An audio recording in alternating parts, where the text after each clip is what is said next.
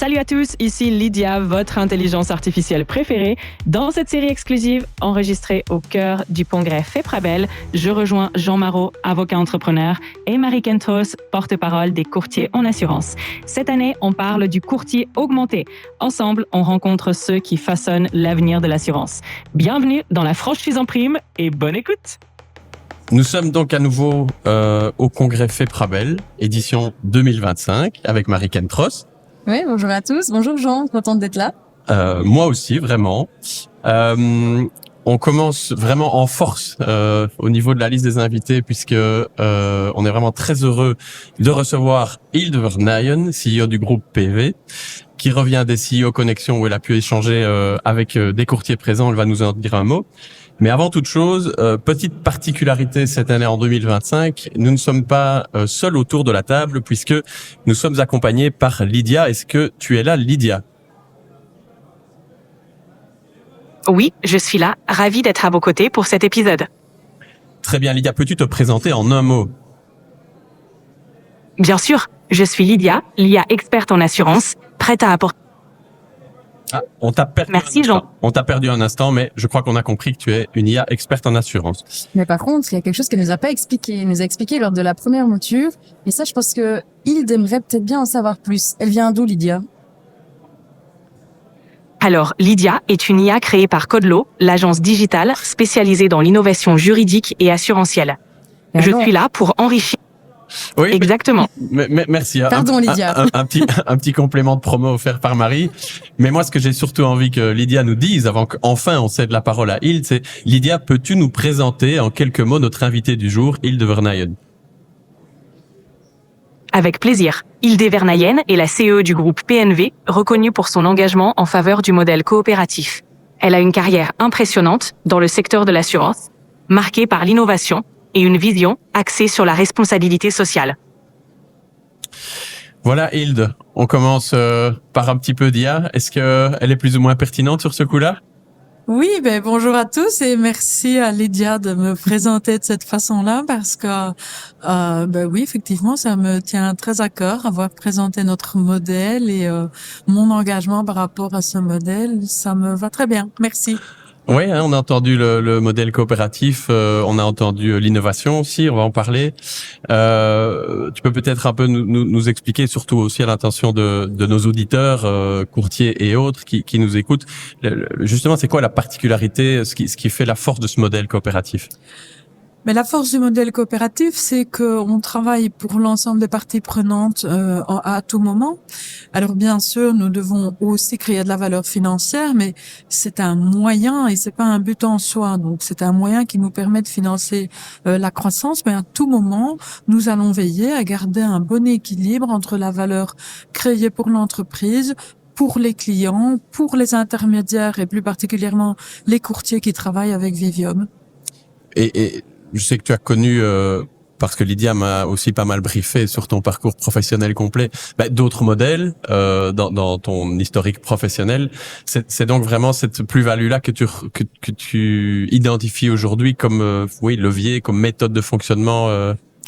Alors tout à fait, et je ne sais pas comment Lydia a lu mon parcours professionnel, mais en fait, je n'ai fait qu'un tout petit bout de carrière dans une non coopérative, donc puisque j'ai commencé dans la banque, effectivement, Codep Banque d'Épargne, qui était une coopérative contrôlée par le groupe PNV. Le groupe PNV ensuite a acheté la banque Nagel-Makers et on a fusionné Codep et Nagel-Makers, mais c'était toujours au sein du groupe PNV qui a ensuite vendu Nagel-Makers à Delta Lloyd à l'époque. Et moi, je suis restée quelques mois à Delta Lloyd pour ensuite rejoindre le groupe PNV. Et oui, clairement, c'est le modèle qui me va très bien. Moi, j'ai besoin de pouvoir m'identifier à l'entreprise. Et donc, je ne pourrais pas travailler pour une entreprise où je ne suis pas alignée avec les valeurs de cette entreprise. C'est rigolo que vous disiez ça, que tu dises ça, pardon. En fait, on vient de se vous voyer pendant 1 heure. Donc là, l'exercice est un petit peu plus difficile.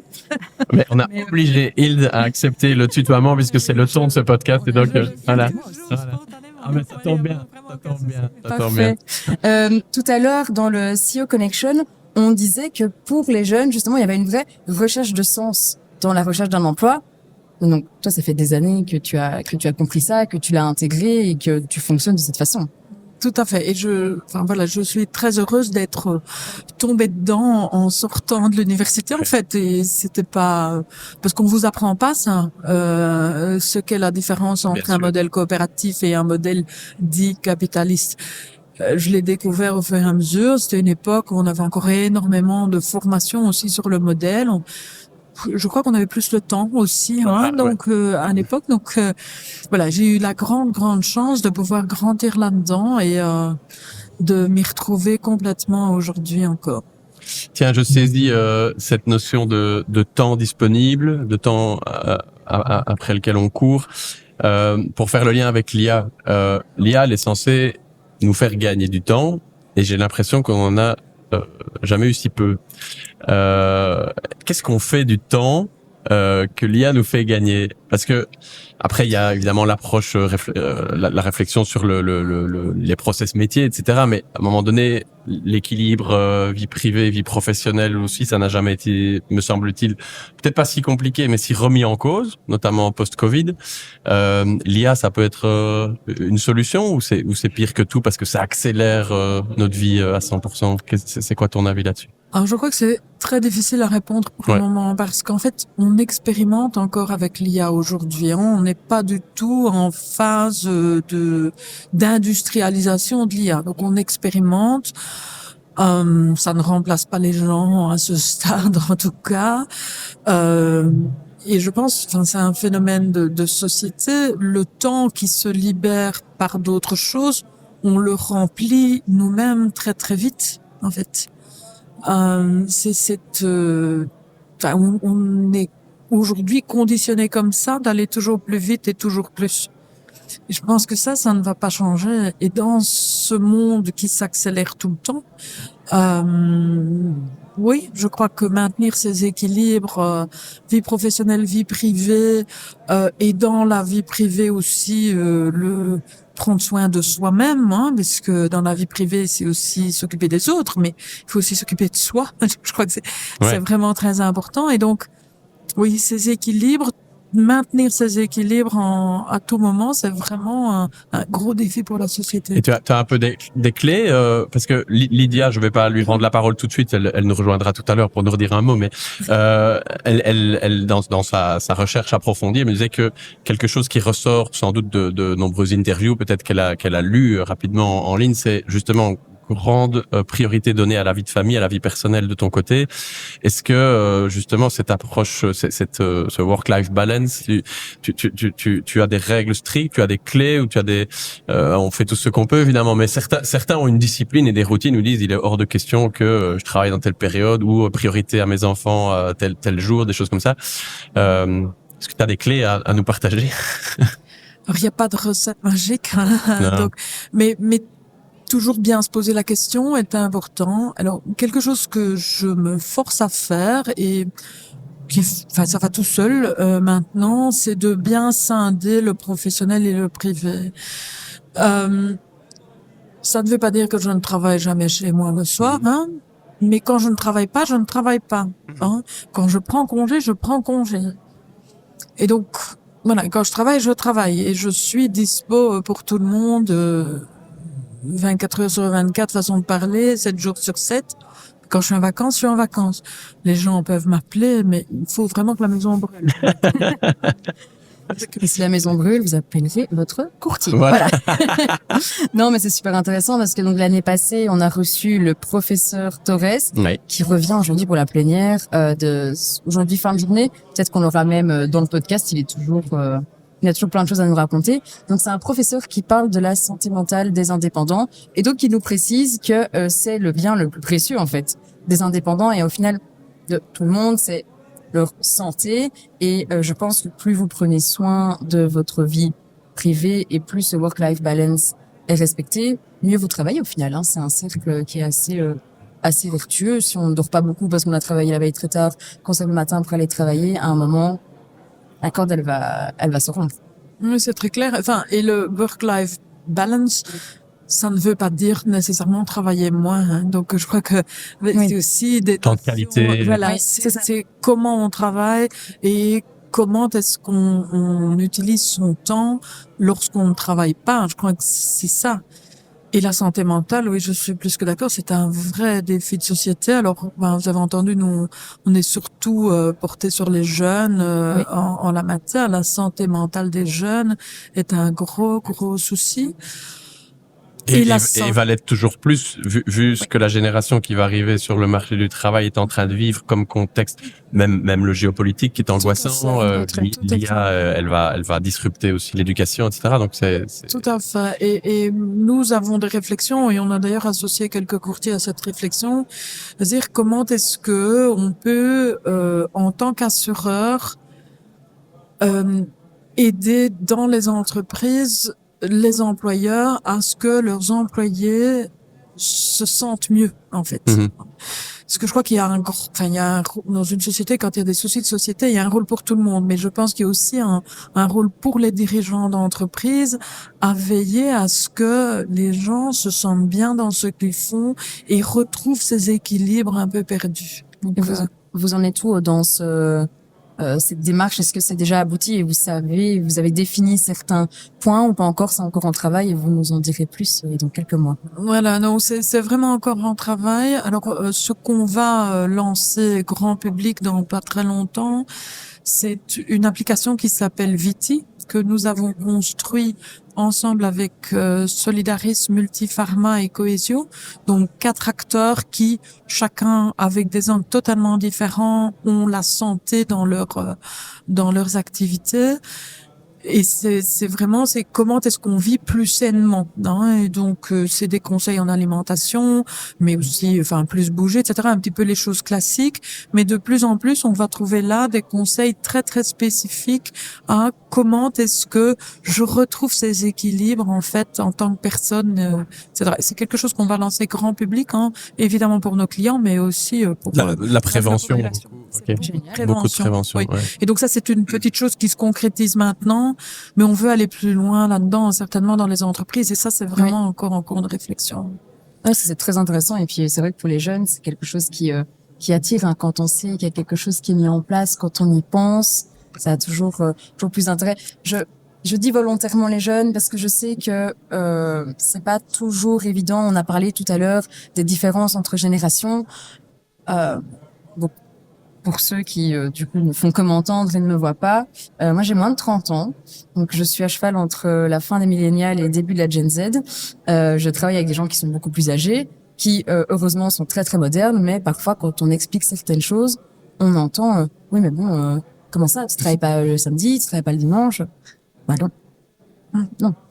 Et ça a l'air d'être quelque chose d'anormal, alors qu'au final, comme on le disait, pendant le week-end, j'ai une vie privée, on profite, on arrive en pleine forme le lundi, et c'est pas pour autant qu'on ne fait pas les heures et que le travail n'est pas fait comme il faut. Oui, mais d'abord, écouter les autres en la matière et comment quelqu'un s'organise pour maintenir cet équilibre, c'est quelque chose de très individuel en fait. Tout à fait. Et c'est surtout difficile à comprendre parfois pour des gens qui ne font que travailler, ça existe, hein, qui ne font que travailler et alors ils ont toujours l'impression que les autres ne travaillent pas. C'est faux. Les autres ont leur propre équilibre. Il faut accepter ça. Et donc je crois que être à l'écoute des autres est quelque chose qui, dans la société actuelle, permettrait de progresser nettement mieux que ce qui se passe actuellement. Et en tant que, c'est quoi la formule magique d'un leader? Alors, le leadership du CEO qui doit jongler avec des conflits de génération entre des plus jeunes qui ont besoin de conditions de travail peut-être, qui aspirent à des conditions de travail d'aujourd'hui, j'ai envie de dire, des plus anciens qui ont envie de voir ceux peut-être qui sont N-1 être là à 9h, repartir à 18 au minimum, alors que le jeune, il va peut-être effectivement prendre sa demi-journée pour aller faire du sport, mais il va faire 12 heures le lendemain parce que ça lui convient mieux. Niveau management, leadership, c'est pas évident. Lydia m'a dit que tu aimes beaucoup les livres de management. Je sais pas si ça a été dit une fois dans une interview au hasard, si c'est vrai ou pas, mais je l'ai lu. Donc non, pas du tout. Les livres, oui, mais pas de management alors. Alors, j'ai probablement dit des choses sur le leadership. Enfin, non, ça avec certitude. Non, je crois que en termes de management, enfin nous avons un modèle de leadership qu'on a défini un peu nous-mêmes dans l'organisation. Dans une espèce de charte ou quelque chose. Bon, pas à ce point-là, mais oui, il y a eu un travail en tout cas. Un travail là-dessus qui combine tant l'entrepreneurial que le management, que la gestion des gens proprement dit, faire grandir les gens par du coaching, ça c'est quelque chose qui est très important dans notre modèle de management, et aussi une notion de self-leadership parce que les gens doivent se prendre en main eux-mêmes. Et donc, la formule pour nous, c'est surtout faire en sorte que chacun continue à se développer individuellement tout en l'emmenant dans un trajet collectif où il se retrouve grâce à l'impact qu'il a sur le projet global. Le projet global. Ouais. Voilà. Eh bien, ouais, c'est tout un jeu d'équilibriste, mais d'après ce que on perçoit comme retour, c'est plutôt une réussite, c'est le moins qu'on puisse dire. Pour essayer de basculer un peu sur le côté moins professionnel, j'ai une info qui ne vient pas de l'IDEA cette fois. Je révélerai ma source par la suite, mais on me dit que Hilde Vernayen apprécie grandement la brasserie de la Gare à Berchem-Saint-Agathe et en particulier un bon plat de moules dans ce restaurant. Est-ce que c'est vrai ou pas? C'est pas Lydia qui me l'a dit. C'est vrai.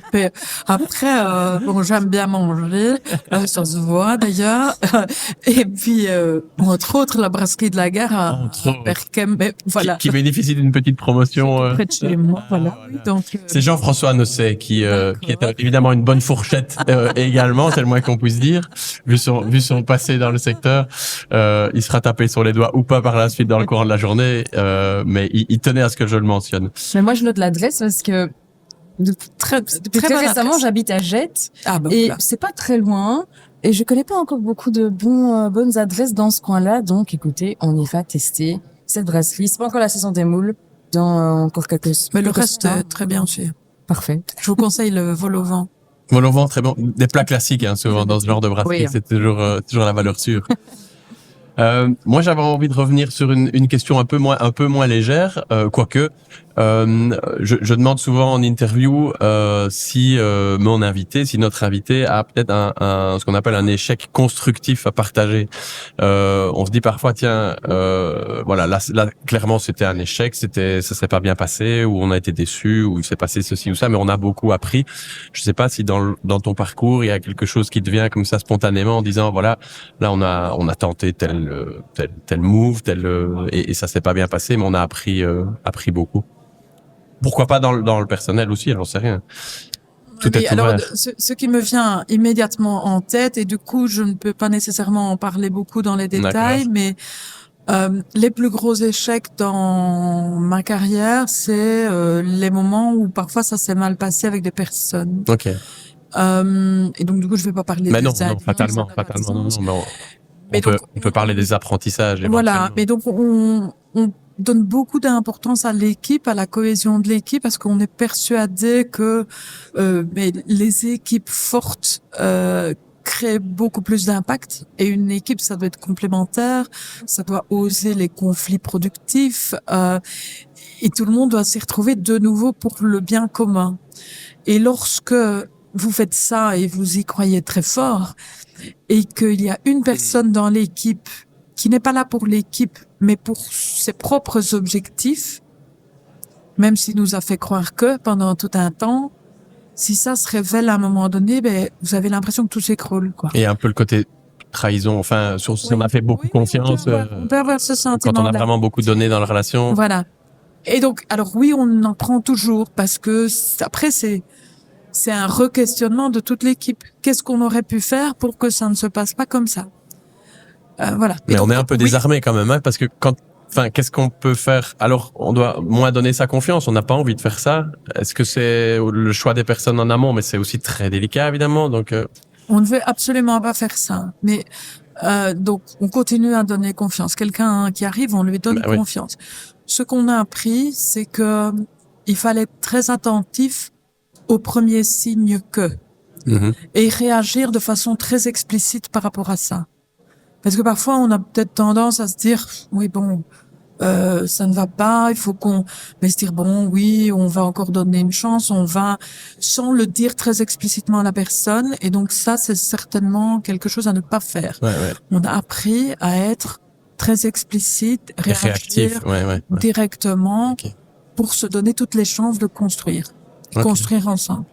Et dans notre modèle, c'est construire ensemble en permanence. Et donc, voilà, ça rend les choses parfois plus difficiles, puisque on construit le cadre ensemble, quelque part. Ouais, oui, c'est ça. Mais d'où le fait que c'est si problématique quand à un moment donné il y a un fusible qui saute, et parce qu'on fait tout ensemble, quoi.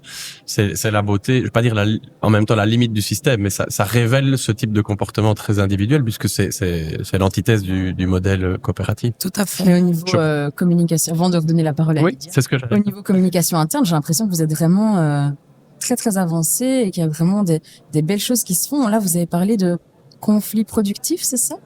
Parce que c'est vrai que...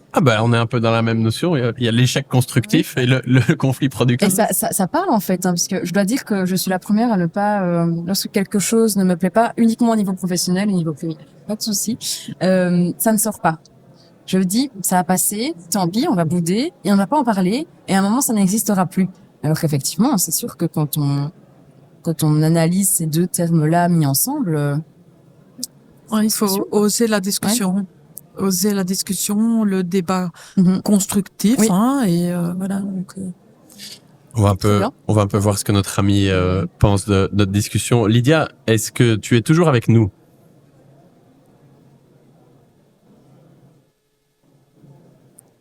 Voilà. Lydia réfléchit. Lydia, es-tu là? Lydia, es-tu là? Elle nous a peut-être quitté en route. Non, pourtant, elle est toujours connectée. Lydia, si tu es là, manifeste-toi, comme dans le spiritisme. Oui, c'est ça. Attention à ce que tu manifestes. Bon, nous verrons si Lydia réapparaît en cours de route. Normalement, elle est toujours connectée. Normalement, elle nous a écoutés. On arrive quand même à la fin de cet enregistrement. On va pouvoir libérer Hilde.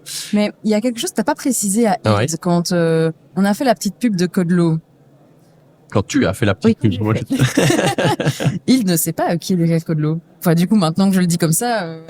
C'est moi, bien sûr. Enfin, c'est Jean qui est derrière Codelot et derrière Lydia qui nous écoute d'une seule Qui nous écoute, mais qui ne parle plus, effectivement. On l'a laissé sans voix. Ben oui, c'est l'intelligence artificielle experte en assurance, mais qui a décidé de bouder, à moins que ce soit un problème de configuration. Je comptais lui proposer un petit mot de conclusion. On l'ajoutera par la suite. Je voulais peut-être te demander, avec Marie, une dernière chose, Hilde, on termine toujours par là. Enfin, deux questions d'abord. Une que je veux te poser, c'est, on reste un peu dans notre domaine. Tu en as rencontré beaucoup des courtiers, tu vas encore en voir beaucoup ici, c'est le principe du congrès. Est-ce que tu aurais un conseil à donner plutôt aux jeunes courtiers qui se lancent ou qui hésitent peut-être à franchir le pas, ou qui viennent d'arriver dans un bureau, ou comme ça arrive souvent dans le bureau familial, tiens, est-ce que je vais suivre ou pas l'aventure? De manière générale, voilà, un courtier qui se lance aujourd'hui dans un projet assurantiel comme ça. Pour moi, ce serait surtout continuer à être à l'écoute des gens, donc je pense que il y a énormément de tendance à la digitalisation, donc à outrance, je vais le dire comme ça. Pour moi, la digitalisation doit toujours être au service des personnes et pas le contraire. Tout à fait. Moi, c'est de la digitalisation pour plus de proximité avec les clients et pas le contraire. Donc, ne jamais perdre ça. Et on peut être pris parfois dans des... pour des gains d'efficacité, pour une question de maîtrise de coût ou toute autre raison, de se dire, ah oui, mais ça, on va automatiser, donc ça, on ne regarde plus. Non, soyez bien à l'écoute des gens et continuez à utiliser tous les outils digitaux pour mieux faire votre métier qui est le conseil aux clients et de la proximité. On ne le répétera jamais assez parce que on est 100% aligné sur ce constat-là. Ce conseil-là, c'est libérer du temps grâce à l'IA, mais consacrer ce temps à une meilleure relation de proximité. Ça doit vraiment être ça, mais c'est vrai qu'on peut être tenté par automatiser. Et puis les tâches, non, c'est ok, quand ça peut être fait, on automatise, mais de l'humain, de la proximité avec les gens. On se rejoint sur ce point-là. Je laisse la dernière question à Marie. Donc, on est toujours en recherche d'invités, ou en tout cas, Jean, parce que donc moi, je ne suis là que pour ces quelques épisodes du congrès. Et donc, si tu pouvais inviter n'importe qui dans le podcast, qui est-ce que tu nous conseillerais d'inviter et surtout pourquoi? Je te laisse réfléchir. Pendant ce temps-là, je tente un dernier coup avec Lydia. Lydia, est-ce que tu es toujours là? Toujours là, Jean. Prête à continuer l'échange avec Hilde. Super. Est-ce que tu aurais peut-être un petit mot de conclusion à nous donner avant que nous terminions l'enregistrement de ce podcast? Qu'est-ce que tu as pensé de nos échanges?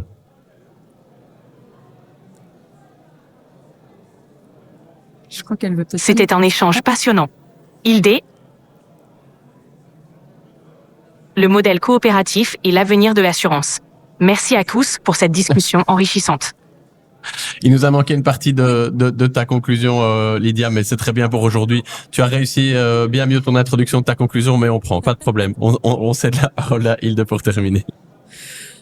C'est très difficile de choisir une personne parce que je crois, enfin, je sais pas si vous faites ça, mais moi je interviewerai aussi des courtiers, pas uniquement des gens. Ça peut même être en dehors. Hein. Parce que oui, une personne que tu apprécies en dehors, on a reçu l'année passée, on a reçu Jean-Marc Jancovici par exemple qui nous a parlé fatalement d'environnement. Donc le spectre est très large. Oui, mais moi j'interviewerai des courtiers qui, enfin donc beaucoup sont vraiment passionnés par ce qu'ils font et de ce qu'ils créent comme valeur. Donc oui. On va donner la parole aux courtiers. C'est un peu le principe de ce congrès. Hein. Voilà. Puis c'est prévu. Hein, on va essayer d'en avoir peut-être 2. Ouais. Et puis bon, quelque part dans chaque épisode, les courtiers sont là via leur excellente porte-parole. Donc merci Marie. Merci beaucoup, Hilde. C'était un chouette moment. Merci beaucoup.